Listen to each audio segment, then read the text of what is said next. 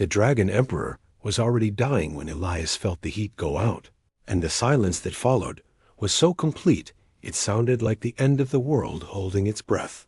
Elias knew endings well. He had lived inside them since the city cast him out, since the guild stripped his license, since people stopped looking at him like a man and started looking through him like a broken tool.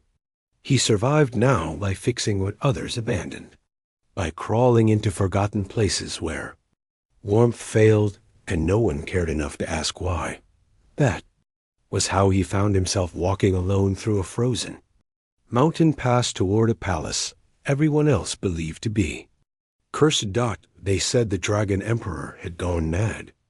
They said his fire had failed, that his wings were torn, that he had devoured his own heirs and poisoned the sky. They said anyone who entered his domain never returned. Elias did not believe in legends anymore. Legends had never fed him. The summons had been simple. Heat system failure. Ancient structure. Payment promised in gold he would never live long enough to spend. Elias went anyway. The palace loomed from the ice, like a wound in the mountain. Black stone veined with frost, its towers broken and sagging as if they had tried to flee and failed. Soldiers lay frozen along the approach, their armor cracked open, their faces caught between terror and relief. No battle marks. No blood. Just stillness. Inside, the cold was unnatural. Elias' breath crystallized and fell like ash. The halls were vast, empty, stripped of banners and life. Something had been abandoned here long before he arrived.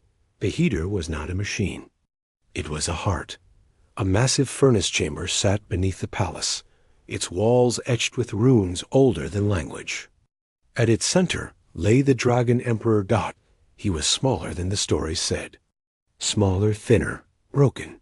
His once golden scales were dulled to gray, cracked, and bleeding light.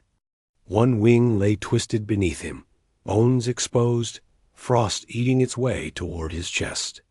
Chains of spell-forged iron pinned him to the stone, driven deep into flesh and magic alike. His fire core flickered weakly, like a candle at the end of a long vigil. Elias froze, not in fear, but in recognition. He had seen this before in humans dragged from ruins, in animals caught in traps, in people left to die because saving them was inconvenient. The Dragon Emperor opened one eye. It was ancient, tired, and unbearably gentle. "You came," the dragon said, voice like distant thunder buried under snow. Elias swallowed. "I was hired to fix the heat."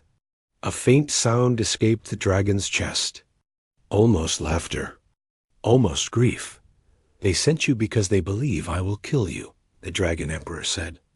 "And because they believe you're already dead." Elias did not deny it. The furnace was failing because the dragon's core had been poisoned.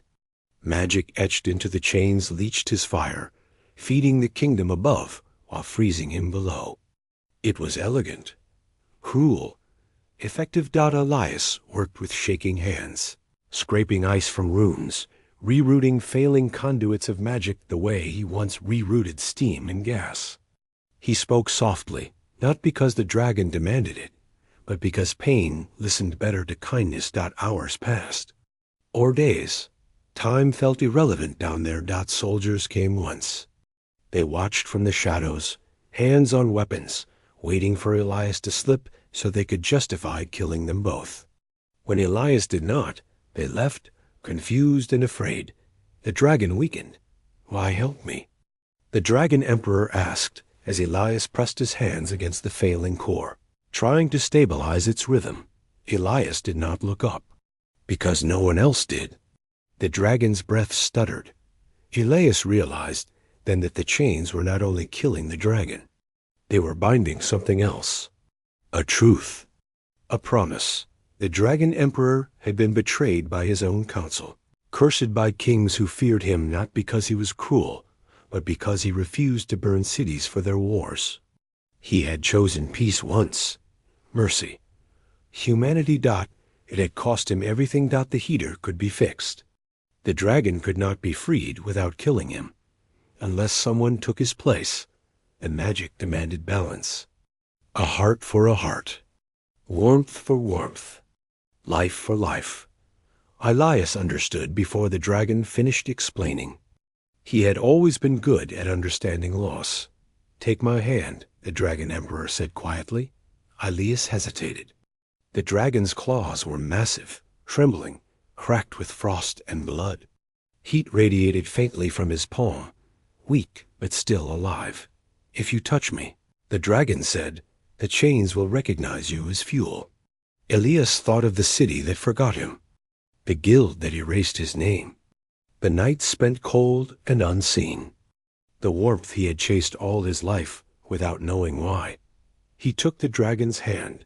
The magic surged like fire through his veins. Pain blossomed, sharp and consuming, but beneath it was something else. Memory, sorrow, hope. The dragon emperor gasped as the chains loosened, their runes flaring and cracking. Elias felt his own warmth drain, pouring into the dragon's core, steadying it, feeding it. Soldiers burst into the chamber, shouting, raising weapons, realizing too late what was happening. "Stop!" they cried. "You'll doom us all." The dragon's fire ignited. Chains shattered. Ice exploded into steam. Wings unfurled with the sound of breaking worlds. The dragon emperor rose, fire restored, eyes blazing with truth. Elias collapsed. The dragon caught him gently, cradling him against scales now warm and alive. "Do not leave," the dragon emperor whispered. Elias smiled faintly. "At least it's warm." The dragon roared, not in rage, but in grief that shook the mountain.